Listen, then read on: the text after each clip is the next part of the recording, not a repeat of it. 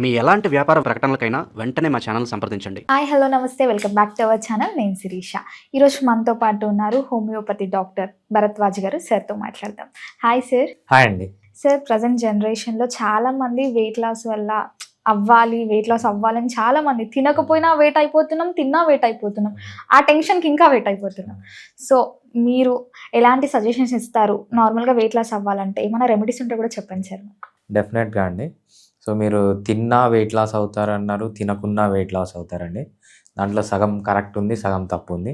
అంటే నార్మల్గా అంటారు కదా సార్, తినకపోయినా నువ్వు వెయిట్ అయిపోతావు, లేదు తినాలి, సఫిషియెంట్గా కొంచెం తినాలి అని. మనము ఎంత తినాలి అనే దానికంటే ఏం తినాలి అనే దానిపైన వెయిట్ గెయిన్, వెయిట్ లాస్ అనేది ఉంటుంది. సో మీరు బాగా కార్బోహైడ్రేట్ తింటున్నారు అనుకోండి, తప్పకుండా వెయిట్ గెయిన్ అవుతారు. సో మీరు రోజుకి ఒక పూట 2 పూటలు తిన్నా, చాలామంది ఏం చెప్తారంటే, సార్ నేను పొద్దున్న తింటాను, రాత్రి తింటాను. పొద్దున కార్బోహైడ్రేట్ తింటారు, రాత్రి కార్బోహైడ్రేట్ తింటారు, వాళ్ళు డెఫినెట్గా వెయిట్ అవుతారు. లేదంటే సార్ నేను రోజుకు 10 సార్లు తింటున్నాను కానీ కార్బోహైడ్రేట్ తినట్లేదు, వాళ్ళు డెఫినెట్గా వెయిట్ లాస్ అవుతారు. సో వెయిట్ లాస్ అనేది ఎన్నిసార్లు తింటున్నాం, ఎంత తింటున్నాం అనే దానిపైన చాలా తక్కువ డిపెండ్ అయి ఉంటుంది. ఎక్కువ డిపెండ్ అయ్యేదంటే ఏం తింటున్నారు. ఫర్ ఎగ్జాంపుల్ మన వాళ్ళు పొద్దున్న లేచి బ్రేక్ఫాస్ట్ చేస్తారు, రైట్, కాఫీ తాగుతారు, పొద్దున టిఫిన్, మధ్యాహ్నం భోజనము, ఈవినింగ్ స్నాక్స్, నైట్ మళ్ళీ భోజనము, మళ్ళీ మిడ్ నైట్ బిర్యానీలు. ఈ మధ్య మిడ్ నైట్ బిర్యానీలు కాకుండా ఎర్లీ మార్నింగ్ బిర్యానీలు. రోజుకి 6 పూటలు తింటున్నారు. ఈ 6 పూటలు తినేదే కాకుండా మధ్యలో కాఫీలు, టీలు, బర్గర్లు, పిజ్జాలు, కూల్ డ్రింక్లు, ఇవన్నీ తింటే హెల్త్ చెడిపోతుంది. అని మళ్ళీ ఫ్రూట్ జ్యూస్లు. సో మనిషి పొద్దున్న నుంచి రాత్రి వరకు తింటున్నాడు, తినేది మొత్తం కార్బోహైడ్రేటే.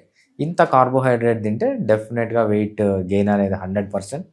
సో మెయిన్గా ఏంటంటే ఎన్నిసార్లు తింటున్నాడు అనే దానికంటే ఏం తింటున్నాడు. లేదు మీరు కార్బోహైడ్రేట్ తినట్లేదు, మంచి ఆకుకూరలు తింటున్నారు, రోజుకు 10 సార్లు తినండి ఆకుకూరలు, ఏం ప్రాబ్లం లేదు. కాయగూరలు తింటున్నారు, 10 సార్లు తినండి. నట్స్ తింటున్నారు, ఒక పెద్ద చేతి నిండా నట్స్ తినండి, రైట్. మంచి మీట్ తింటున్నారు, మటన్ తింటున్నారు, చికెన్ తింటున్నారు, బాగా తినండి. సార్, ఈ మీట్ అన్నారు కదా, ఈ మాంసాహారం తిన్నప్పుడు మనం వెయిట్ గెయిన్ అవుతామంటారా? మాంసాహారం తిన్నప్పుడు వెయిట్ ఎవరు గెయిన్ కారండి. మాంసాహారంతో పాటు ఎవరైతే అన్నం తింటారో, లేకపోతే కూల్ డ్రింకులు తాగుతారో, లేకపోతే షుగర్ వేసిన జ్యూసులు తాగుతారో, బర్గర్లు, పిజ్జాలు, ఐస్ క్రీమ్లు, ఎప్పుడైతే మాంసాహారం అనేది కార్బోహైడ్రేట్తో కంబైన్ చేస్తారు అప్పుడు వెయిట్ గెయిన్ అవుతారు. కానీ మాంసాహారానికి ఈ ప్రపంచంలో ఎవ్వరు వెయిట్ గెయిన్ కారు. సో మన పూర్వీకులు 10,000 సంవత్సరాల ముందు హంటింగ్కి వెళ్ళేవాళ్ళు, వాళ్ళు తినేదంతా మాంసాహారమే, రైట్. వాళ్ళు ఎవ్వరు వెయిట్ లేరు. ఎందుకంటే అప్పట్లో మనకు రైస్ కానీ, వీట్ కానీ, మెయిజ్ కానీ, జావరు, బాజ్రా, రాగి, జొన్నలు, సద్దలు, కొర్రలు ఇవన్నీ ఏం లేవు. ప్యూర్ మీట్ తినేవాళ్ళు, ఆకుకూరలు తినేవాళ్ళు, కాయగూరలు తినేవాళ్ళు, గుడ్లు తినేవాళ్ళు, రైట్. దొరికితే నట్స్ తినేవాళ్ళు. సో ఏ ప్రాబ్లం ఉండేది కాదు. ఎప్పుడైతే మనిషి అగ్రికల్చర్ చేయడం స్టార్ట్ చేశాడో, మీరు ఎప్పుడన్నా అడవికి వెళ్ళి చూడండి, మీకు ఎక్కడ కార్బోహైడ్రేట్ అనేది దొరకదు. బియ్యపు గింజలు అడవిలో ఎక్కడ దొరకవు మీకు, రైట్.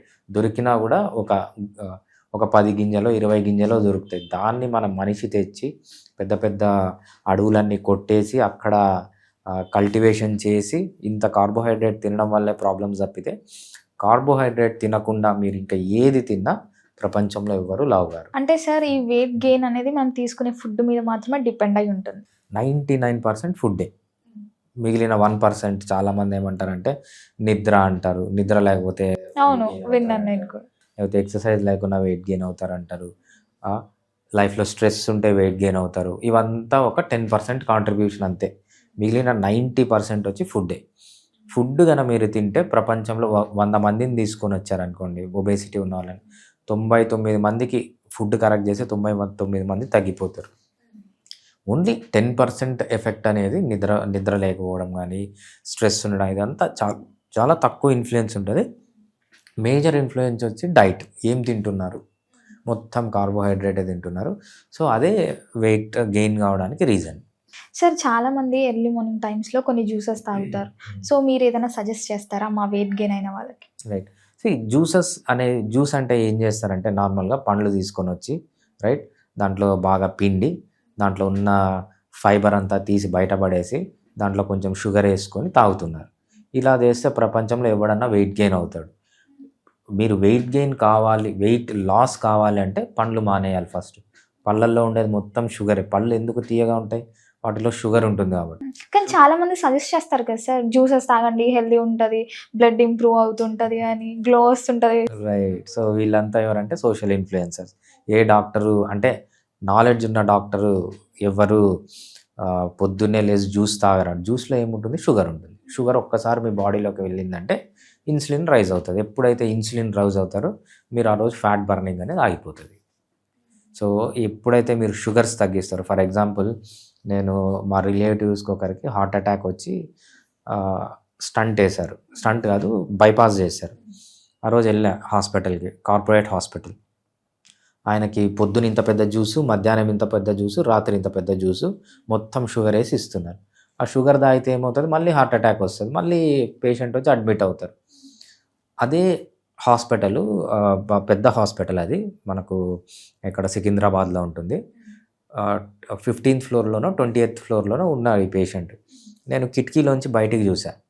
కిటికీలోంచి బయటికి చూస్తే మొత్తం ఒక 3-4 పెద్ద బిల్డింగ్స్ కనిపించాయి. ఈ 3-4 పెద్ద బిల్డింగ్స్ అన్నీ కార్డియాక్ హాస్పిటల్సే. సో మీరు ఎంత షుగర్ కన్నా తింటే అంత హార్ట్ అటాక్స్ వస్తాయి. సో అంత ఈ కార్డియాలజిస్టులకు కానీ అంత డాక్టర్లకు డబ్బులు వస్తాయి. ఆ డబ్బులతో బిల్డింగ్స్ కడతారు.